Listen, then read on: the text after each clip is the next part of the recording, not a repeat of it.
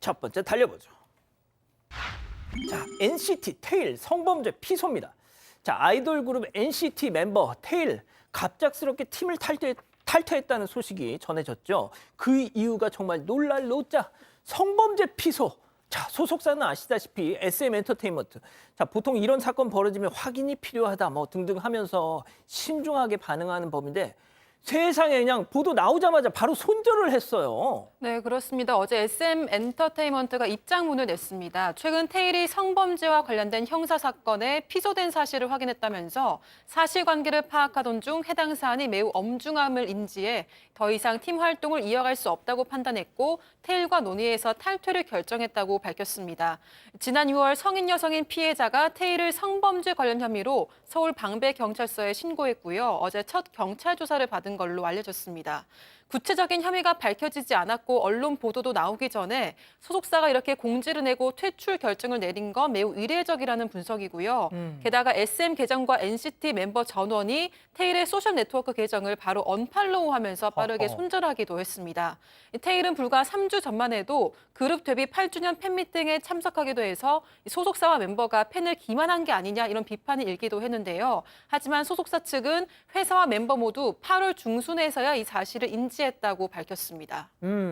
자, 들으신 것처럼 성범죄 혐의로 입건이 된 후에 그 후에 이달 초 팬미팅을 했습니다. 아, 뻔뻔한 거 아닌가요, 교수님? 이 정도면? 네, 사실 뭐 소속사에서는 모르고 있다라고 쳐도 이제 본인은 알고 있었을 거고, 그럼요. 그다음에 이제 곧 알려질 것도 알고 있었는데 팬미팅에 가서 오랜만에 팬 여러분 보니까 너무 기쁘고 소중하고 감사하고 앞으로도 오래오래 이렇게 함께하고 싶다라고 얘기했다고 하는데 금방 이렇게 드러날 상황이었는데 이렇게 얘기했다는 것이 저도 좀 그냥 뭐 오토바이 사고 나고 한동안 활동 안 했다고 하거든요. 안 나왔어야 된다라는 생각이 들고 그 얘기를 들은 팬들은 얼마나 기만을 당한 겁니까? 그렇기 때문에 예, 큰 실수한 것으로 보입니다. 그러니까요. 좋습니다. 다음 이어가죠. 창밖으로 벽돌 투척입니다. 자, 충격적인 사방 가족의 제보 영상 만나보시죠. 자, 창문 밖으로 휙 건물에 있는 사람이 바깥으로 뭘 던졌어요. 쿵 굉음을 내면서 추락. 자, 그 자리로 가봤습니다. 가봤더니 세상에 커다란 벽돌이 떨어져 있어요. 자, 사진으로 만나보겠습니다. 대체 몇 개를 던진 건지 벽돌이 여기저기 그냥 산산조각.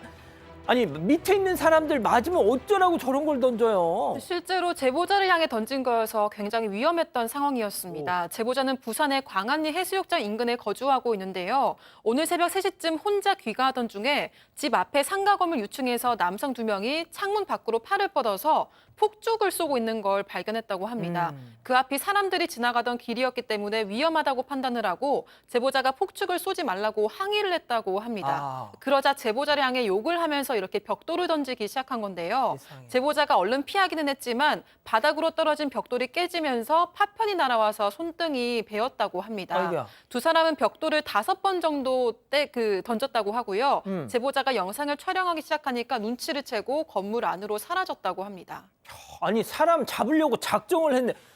잡아야죠. 잡아야 됩니다. 이거 상해죄 최소, 중상해, 살인 미수까지 볼 수 있는 벽돌 맞아서 큰일 날 수 있는 상황이거든요. 아, 살인미수. 당연히 경찰에 신고했고요. 경찰이 그 해당 층이 한 6층 정도 되는데 6층에 가보니까 숙박하는 게 방이 2개가 있습니다. 한쪽은 외국인들이 있고 또 한쪽은 한국인들이 이제 거주를 하고 있는데 아마도 한국인 쪽에서 던졌다고. 왜냐하면 대화를 하는 과정에서 한국말을 했던 걸로 이렇게 추측을 하고 있습니다. 그러나 본인들은 지금 아니라고 지금 계속 얘기하고 있고 또 경찰 입장에서는 명확하게 확인하기 좀 곤란한 상황이기 때문에 다만 경찰 또 형사 지금 배정을 하고 있는데 기다리는 사이에 혹시 이 사람들 딴 데 가버릴까 봐 숙박을 떠나버릴까 봐 좀 걱정하고 있는 상황이고요. 가장 문제가 뭐겠습니까? 이제는 계속 고개를 들고 다닌답니다. 이렇게. 하늘에서 뭐가 떨어져. 이게 가장 문제예요. 트라우마가 생기는 거예요. 그러니까요. 무섭다고 합니다, 하늘이. 그러니까 말이죠. 좋습니다. 자, 다음 또 이어갈게요. 횟집 저씨들. 자, 한 유튜버가 식당에서 먹방을 찍다가 불쾌한 일을 겪었다는 겁니다. 그 장면 만나보시죠. 치기가 어디? 유튜브를 잘 보는데 저거 사진 한번 찍어줄래? 아, 네. 카메라 쭉 보여서 그럼 제가 일어날게요. 이렇게 같이 이쁘게 찍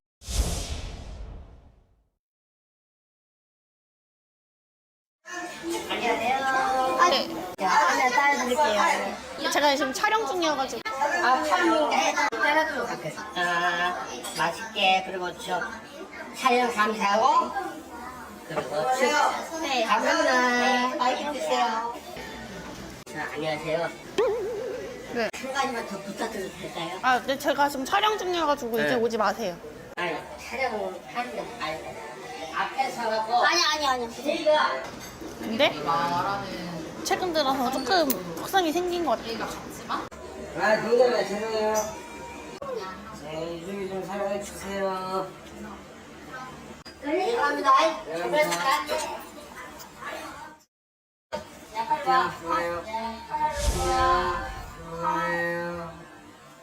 아 정말 너무 싫다. 진짜 오죽 싫었으면 개 더하기 아저씨라고 저 영상 제목에다 적어놨을까요? 네, 정말 추태죠. 술을 드시려면 너무 싫어. 네, 곱게 드시지. 근데 본인들의 얼굴이 지금 유튜브를 찍고 있는 중이었고 아마 라이브였겠죠. 그런데 참 저렇게 얼굴을 다 드러내고 저렇게 추태를 부리고 싶을까 싶은데 어쨌든 이 유튜버 혼수라는 것이 아이템 콘텐츠라고 합니다. 그래서 혼수라면서 찍는데 이 횟집 사장님하고는 다 얘기가 된 상태에서 저렇게 지나가던 사람이 옆에 있다가 막 합석하자 그러고 같이 술 먹자 그러면서 은근슬쩍 허리도 만지고 어깨도 만지고 이런 거예요. 그 이제 본인이 싫다고 분명히 거절 의사를 밝혔는데도 그렇다고 합니다. 그러니까 나중에 뭐 사과도 하지 않고 가서 사과인 척하지만 사과하면서 어깨 만지고 뭐 이랬잖아요. 도리어 이것을 보던 그 횟집 사장님께서 도리어 죄송하다라고 얘기하셨고 이 유튜버께서는 사장님께는 전혀 사과받지 않아도 된다 그렇게 밝혔다고 합니다. 박 변호사님, 예. 저 여성분은 니들한테 관심이 없습니다. 1도 없어요. 전혀 없어요. 네버. 절대. 자, 유튜버를 하고 있잖아요. 근데 술에 취해가지고 또 술에 안 취했으면 또 저러지 않았을 것 같은데 뭔지 막 용기도 생기고 뭐 하고 싶고 이러니까 저런 행동을 한 것 같거든요. 저 유튜버는 당신들을 너무 싫어합니다. 고소도 가능한 상황이고 저는 그렇게 보거든요. 자, 앞으로는 좀 조심했으면 좋겠습니다. 그리고 당신들을 보는 또 유튜버가 막 라이브로 했으면 영상이 나가고 있을 건데 보는 뭐 시청자들도 아마 좀 싫어했지 않을까 생각이 드네요. 그러니까요. 아유, 좋습니다. 자, 다음 이어가죠. 험난한 일본 살입니다. 자, 일본에 사는 한국 분이 지하철에서 충격적인 상황을 경험하셨다고 제보를 주셨어요. 시청에 유의를 해주시고요. 만나보시죠. 자, 옆자리에 앉은 남성이 손을 뭐 어떻게 해요? 자, 음란 행위를 하고 있습니다. 자, 촬영되고 있다는 걸 알아챘는지 잠시 후에 갑자기 스톱! 힐끔 눈치를 보더니 스톱! 하더니 자, 뭔가 좀 음란 행위. 자, 그런데 서둘러 막 옷을 정리하고는 손을 확 뻗습니다. 자, 양 변호사님, 저 일본인 치안이 한국인 여성을 노렸던 범죄였을까 하는 걱정이 듭니다. 그런 걱정이 들 수밖에 없었던 거죠. 저 여성 이제 18년째 일본에 살고 있는 분이고요. 출근 열차였답니다. 그래서 내릴 때 지급이 돼서 내리려고 이제 주변을 살폈는데 옆자리에 앉았던 남성이 이거 옷을 아예 몸을 드러내놓고 음란행위라고 있었던 겁니다. 이게 너무 황당하지 않습니까? 그래서 이게 안 되겠다 싶어서 눈을 마주치고 촬영까지 시작을 했는데도 멈추질 않고 있었고요. 잠깐 들으셨겠지만 이 주변에 도와달라고 크게 외쳤더니 다른 승객이 와서 붙잡아서 경찰에 인계까지 했는데 하여튼 그렇게 정리가 될 때까지 계속 저런 험한 일을 당했던 거고요. 경찰에 따르면 저 남성 저 결혼도 해서 자녀도 있고요. 술도 안 취한 멀쩡하단 말이 안 여기서 맞네요. 경찰이라 하면 일본 경찰. 그렇죠. 일본이니까 저기는 일본 경찰에 잡혔는데 그런 일을 다 겪으셨다네요. 세상에. 아유, 진짜. 좋습니다. 마지막 사연으로 가볼게요. 육아 회피하는 남편입니다. 집단지성의 판단을 원하십니다. 네, 딸을 하루라도 돌보기가 어렵다고 한 남편 때문에 화가 난다는 사연입니다. 이 사연자 부부는 3살 딸아이를 두고 있는데요. 그런데 지난 7월에 남편이 이 사연자와 상의도 없이 부부 동반 여행을 결정해서 통보를 했다고 합니다. 사연자는 화가 나고 막막했는데 그 이유가 시부모님은 외국에 계시고 또 친정 부모님은 입원 중이기 때문에 아이를 돌볼 사람들이 마땅하게 없기 때문이었습니다. 결국 딸을 데리고 가기로 하고 대신 9월에 남편에게 아이를 맡긴 뒤에 대학 친구들과 2박 3일로 제주 여행을 가기로 합의를 했습니다. 그래서 가게 된 부부 동반 휴가 역시 속 터지는 일의 연속이었다고 하는데요. 남자들은 술을 마시느라 바쁘고 육아는 전혀 신경을 쓰지 않았다고 합니다. 아이고. 그리고 9월이 다가왔는데 남편이 돌연 아이 볼 자신이 없다 이렇게 이야기를 바꿨다고 한 겁니다. 실제로 남편은 너무 바쁘고 아이와 놀아주는 방법도 잘 모른다고 합니다. 딸도 아빠와 별로 친하지 않아서 둘이 있으면 사연자만 찾으면서 운다고 하는데요. 사연자가 괘씸해서 여행 가지 말라는 거냐 이렇게 따졌더니 남편은 그건 아니고 딸을 데리고 가라. 미안하니까 숙박비 등 많이 지원해주겠다. 이런 제안을 했다고 합니다. 하지만 졸업 후 친구들과 가는 첫 여행인데 아이를 데려가는 게 민폐는 아닌지 또 딸도 엄마를 찾으면서 힘들어하는 건 아닌지 걱정이 된다고 하는데요. 아이를 데리고 가야 되는 건지 고민이라고 사연을 보내왔습니다. 자, 다시 정리를 해보면요. 사연자 여성분이 아내분이 친구들하고 여행을 가기로 했어요. 제주도로. 자, 그런데 남편이 처음에는 아기를 봐주겠다고 했다가 육아에 자신이 없다면서 입을 싹 바꾼 겁니다. 말을 바꾼 거예요. 자, 기다리셨던 부처 핸즈업 타임 6천여 분의 가족 여러분들 함께하고 계신데요. 채팅창에 OX로 함께 참여해 보시죠. 오늘도 자아 대결입니다. 먼저 그래도 아이 그냥 맡기고 가라는 자입니다. 어머머머머 어쩌면 좋니? 얘 상이야. 너 앞만 봐도 너 신랑한테 가스라이팅 당하는 것 같다. 지집에 왜 그러고 살아? 너 신랑하고 당초 약속한 대로 그냥 맡겨. 다혜가 남의 자식이야? 어디서 주워왔어? 지가 어떻게 해서든 가수하겠지. 그걸 왜 걱정하고 앉았어? 야, 너 제주도에 다혜 데리고 가잖아. 너 친구들한테 손절당해 얘. 정신 차려 이거사 동그라미. 아니 이럴 수가. 아 진짜 교수님 덕에 방송이 좀 살 것 같아요.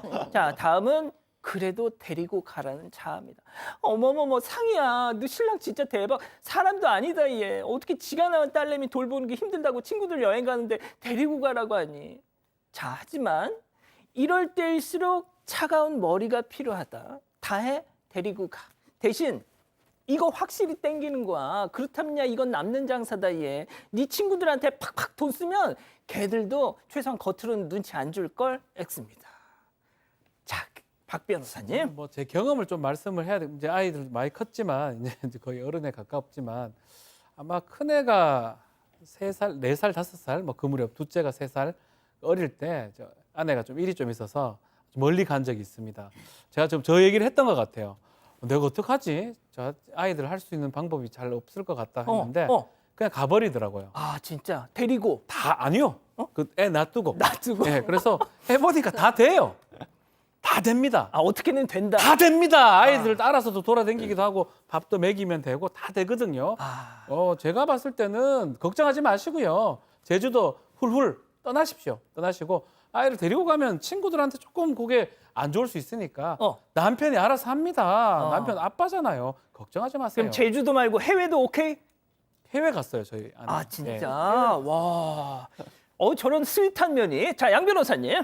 일단 저는 저 남편이 강원도에 가면서 딜을 할 때부터 의심스러워요. 아, 애초에 딸아이 볼 생각이 없었던 것 같아요. 그러니까 평소에도 글쎄요, 진짜 바빠서 집에 늦게 들어와서 아이를 못 봤을까요? 그것조차도 의심스럽습니다. 부부간에도 이렇게 가불관계 생기고요. 뭔가 떠맡기 시작하고 뭔가 인질처럼 아이 돌보기 시작하잖아요. 평생 그렇게 사셔야 됩니다. 아. 남편에게도 깨달을 기회를 줘야 돼요. 나도 저런 경험이 있다 없다. 저는 없어요. 아유 얄미워 죽겠어. 자, 백다희 아나운서 본인 의견부터. 이게 하루만 있다가 오더라도 일단 아이를 맡기고 가는 게 좋을 것 같아요. 계속 이렇게 하면은 넘어가면 앞으로도 이럴 것 같아서 좀 남편도 딸이랑 있으면서 좀 많이 느끼고 깨달아보는 시간을 가져야 될 것 같습니다. 그렇군요. 자, 우리 교수님 의견. 아우. 네, 저는 지금 남편 얘기는 하고 싶지도 않아요. 너무 얄밉고 남편은 다른 방식으로 좀 응징을 하고 교육을 해야 돼요. 그래서 앞으로는 아이를 좀 같이 키울 수 있게 해야 되는데 저는 정말 아이를 키워본 또 일하는 엄마였잖아요. 입장에서 이렇게 여행을 가잖아요. 그러면 하나도 즐겁지가 않아. 아. 네, 그냥 정말 가시방석이에요. 왜냐하면 맞아. 3살밖에 안 된 아이가 나만 찾으면서 집에서 울고 있을 맞아. 거라는 걸 알고 있기 때문에 너무너무 마음이 불편해요. 영상 통화라도 해봐 또. 그러니까 막 계속 울 거예요 아마. 3살이면 5살, 6살. 엄마 어디 갔어? 엄마. 그리고 아이고. 그렇게 되거든요. 그리고 친구들한테도 너무 미안해요. 친구들한테도 내가 마음이 이렇게 그러니까 친구들한테도 뭐 데려가기도 만약에 미안하다 그러면 나는 제 생각에는 친구들한테 물어봐서 친구들이 조금만이라도 안 좋아할 것 같으면 안 가야 될 것 같아요. 아, 세상에. 예. 아, 이거 박 소장이 심리 전문가이긴 한데 예. 가스라이팅 당해있네 본인이. 아유, 저기 뭐야? 애한테는 어떻게 절절절절 진짜 너무 끔찍하게. 위기가 웃기네. 오거든요. 아유, 위기가 왔을 때 괜찮아. 위기가 왔을 때 참으셔야 돼요. 이 엄마하고 아빠가 이렇게 달라요. 아이가 울잖아요. 아빠가 어. 뒤에서 찌르고 있어요. 울으라고. 아, 진짜. 걱정하지 마세요. 야, 그러니까 걱정하지 마세요. 화면 밖에서 아빠가 애를 찌르고 있어. 야, 빨리 울어. 엄마한테 보고 싶다 그래. 엄마 보고 싶어. 하고 엄마 전화 끊어지면 아빠랑 놀아요 같이. 하여튼 내가 안 즐겨져. 내가 안 즐겨져.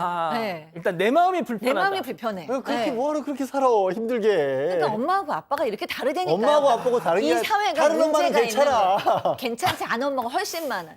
아, 정말 살아있는 난상 토론을 보고 있습니다. 자, 우리 가족 여러분들은요. 네, 다인님, 자기 자식인데 왜 못 본다는 거죠? 라고 하셨고요. 김명희님, 뭐가 됐든 아빠입니다. 한번 맡겨보세요. 라고 하셨습니다. 그리고 정혜님, 아이를 좀 더 키워놓고 가면 안 될까요? 여행은 자유롭고 즐겁고 행복해야 됩니다. 라고 하셨습니다. 그렇군요.